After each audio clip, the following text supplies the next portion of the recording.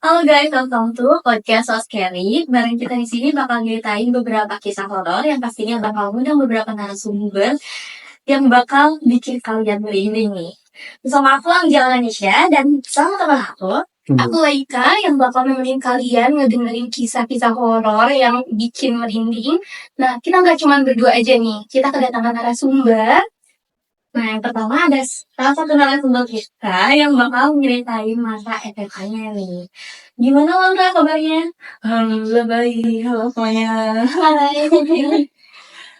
Aku tuh gak sabar banget buat ceritain ini semua karena emang masih teringat sama aku gitu. Gue dengerin udah bikin penasaran ya. Ya. Terus selanjutnya ada narasumber kedua kita, Neiza, yang bakal nyeritain kejadian nyata pas lagi hangout sama teman-temannya. Ya betul. Jadi di sini aku bakal nyeritain kejadian aku waktu hangout bareng teman-teman aku ke daerah pegunungan ke atas. Nah di sini kita bakal nanya nih ke salah satu narasumber dulu. Kita akan nanya satu-satu. Yang pertama kita tanya Laura dulu nih. Tanya semuanya gimana sih ada kejadian apa waktu itu? Ada kejadian horor ini serem banget. Jadi sekolah aku tuh di SMA tuh sangat strategis banget guys.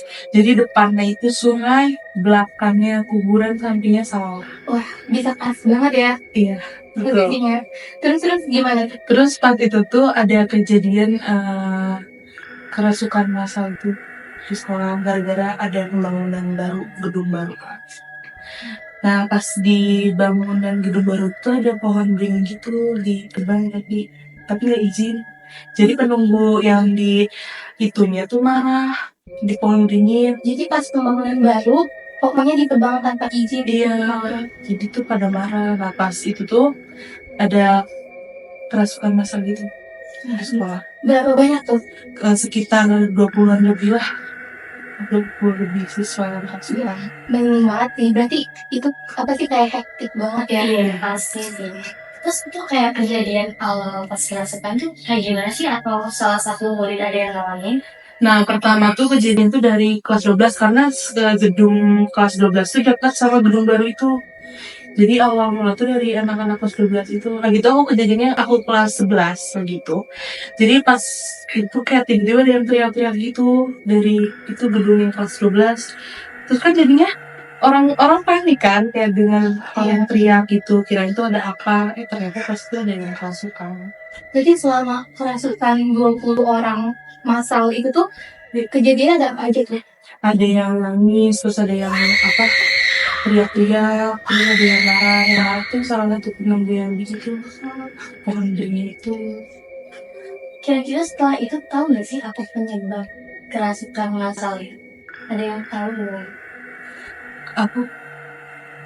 Aku kurang tahu sih, tapi yang aku pernah dengar tuh karena itu salah satu itu yang pohon beringin itu yang ditebang itu karena penunggu itu marah karena nggak ada yang izin gitu sama penunggu yang pohon beringin itu. Bikin merinding banget sih, nggak kebayang gimana kayak Iya sih, 20 orang gitu ya.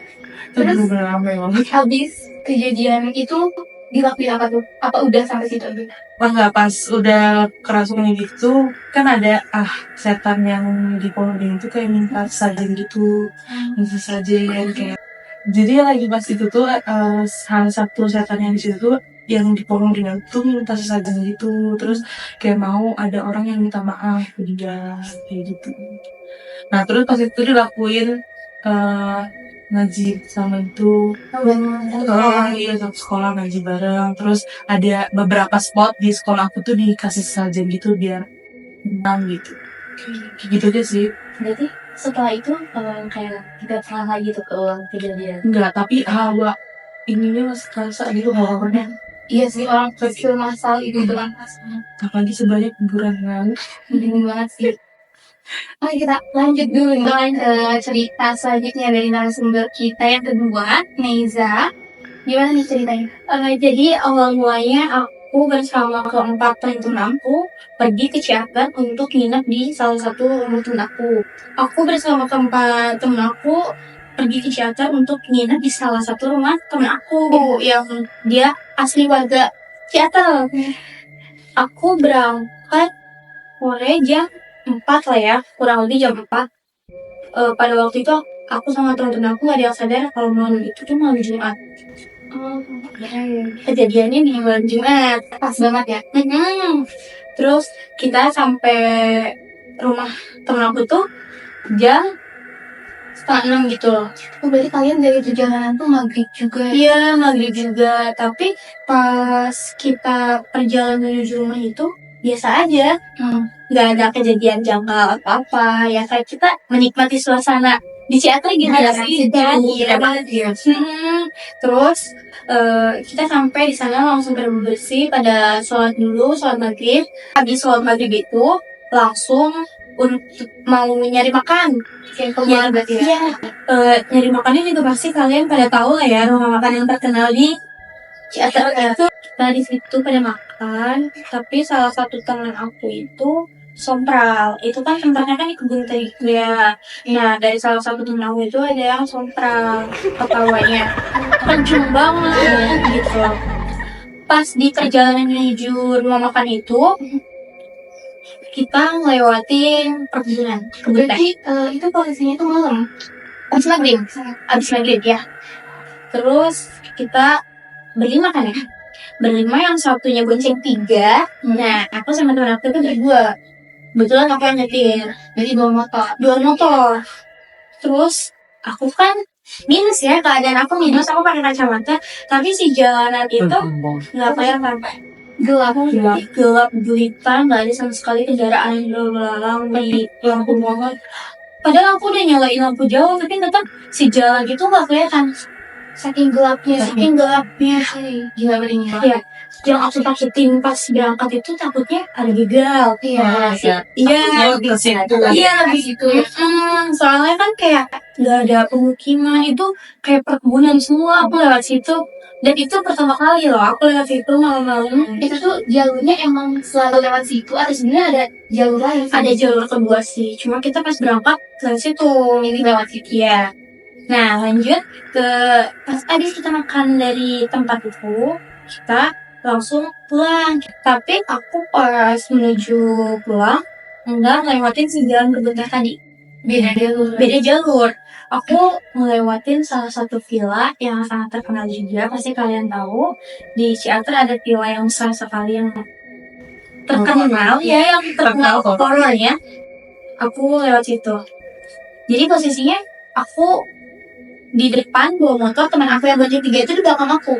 Jadi posisinya kamu ini teman kalian. Kan aku pakai motornya Scoopy ya. Teman aku yang di belakang itu pakai Emek. Pasti kerjaan Emek dong, Emek lebih kecil ya dari Scoopy. Kan itu keadaan juga turun. Keadaan turun pasti cepat gitu iya. Tapi anehnya si motor teman aku yang Emek itu kayak ada lahan. Wah, jadi gak kekejar. Aku bilang ke teman aku yang dibonceng, coba lihat dong itu yang di belakang kayak jauh banget. Itu aku berkali-kali aku bilang begitu. Tapi emang bilang itu jauh banget. Dan kata si teman aku yang di belakang itu, iya katanya dia ngejar aku nggak kejar-kejar. Bilangnya begitu.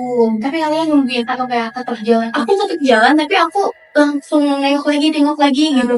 Matiin, iya di belakang atau enggak gitu ya. Terus kita pas masuk ke villa itu keadaannya kan kayak curam ya. Turun gitu, terus naik lagi. Pas masuk ke sini ada pos satpam. Kata temen aku yang orang Ciater itu klakson. Aku nurut dong, aku klakson ke satpam di situ. Terus pas sampai patung kuda, di situ aku juga klakson lagi. Klakson. Emang harus. Nggak tahu kenapa ya, cuma di situ iya, kayaknya minta atau apa. Terus aku pas masuk ke villa itu kayak hawa tuh beda. Itu villa tuh besar banget, jalanan kayak mobil truk juga masuk. Iya. Tapi anehnya si jalan tuh jadi kayak nyempit gitu loh. Di penglihatan kamu? Iya. Bukan penglihatan aku aja. Temen aku yang di belakang sama gitu. Iya. Padahal seharusnya jalannya gede-gede, besar banget jalan. Jadi pas masuk situ ada 3 motor. Motor aku, motor teman aku sama warga situ. Yang mau masuk ke pemukiman situ. Jadi pas aku masih lurus, warga itu dia ke kanan.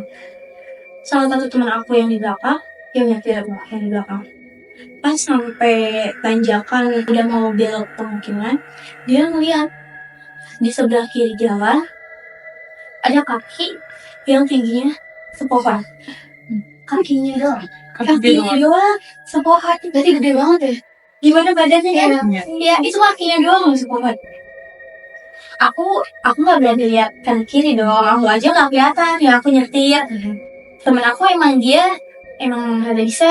Dan posisinya itu aku lagi halangan sama temen aku yang ngeliat itu. Pantesan ya. Lagi wangi ya. Tapi aku nggak sadar kalau di situ aku lagi halangan. Awalnya nggak tahu kalau halangan. Nggak tahu kalau itu malam Jumat, nggak tahu kalau aku lagi halangan. Jadi nyadar tuh Pas nyampe rumah. Nah, terus pas udah berhasil ngelewatin villa itu, aku keluar, masuk pemukiman, keluar lagi, kebuntah lagi. Pas ada pemukiman, kebuntah lagi, aku bilang ke temen aku, tuh karena dong nyetirnya aku gak kelihatan nih, kata aku kayak gitu. Mata aku gak kelihatan, aku takutnya nabrak, kata aku gitu. Tapi aku, kalau misalnya aku berhenti, aku malah lebih takut. Suasananya begitu. Iya. Terus di situ ada makam Parubun ya. Di situ ada gapura. Pas masuk ke lewatin gapura itu, aku ngeliat di situ ada kakek-kakek. Tapi anehnya yang ngeliat itu cuma aku doang. Tapi bentuknya kakek-kakek beneran. Kakek-kakek. Tapi itu kamu pakai baju kampret hitam terus pakai cetok. Yang indah. Iya. Kebayang kan? Aku ngeliat itu kakek-kakek itu di sebelah kiri. Di pintu gapura itu. Pintu masuknya. Iya, di pintu masuknya tuh. Terus pas udah ngelewatin makam itu, kebetulan ada yang lagi syuting bioskop di daerah situ. Lama banget. Pas udah ngeliat makam itu, aku kayak udah plong gitu. Hati tuh soalnya banyak lampu-lampu kan ya sih. Aduh udah tenang nih. Udah beda. Iya, udah beda banget. Terus langsung kita udah sampai di rumah. Kita tuh langsung masuk ke kamar. Berlima. Masuk ke kamar. Terus sama si Siska itu langsung bilang, aku merinding nih sama Siska, kata aku, kenapa? Tadi pas lewatin villa, pas itu, terus si teman aku yang asli warga lokal itu bilang, kalian emang lihat apa? Tuh nanya dong, kayaknya dia udah kecil ya, dia udah tahu.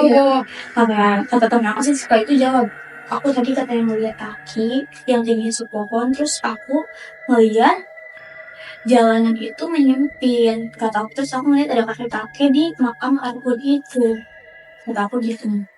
Teman akunya tuh langsung kayak, oh di situ udah biasa ya.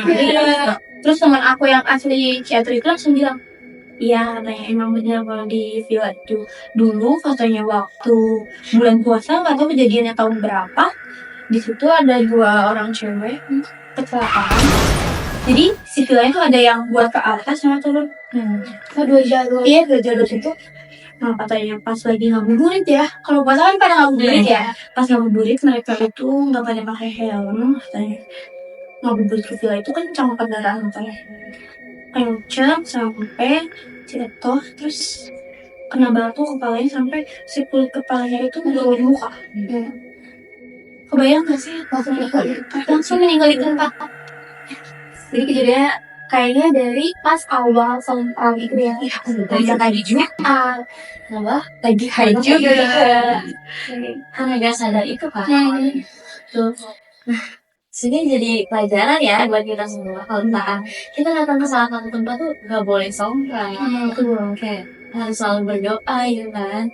Karena kita gak tahu kan di tempat itu beban cuma kita. Ada makhluk di atas mata juga yang mungkin hidupnya berdampingan sama kita. Benar banget nih.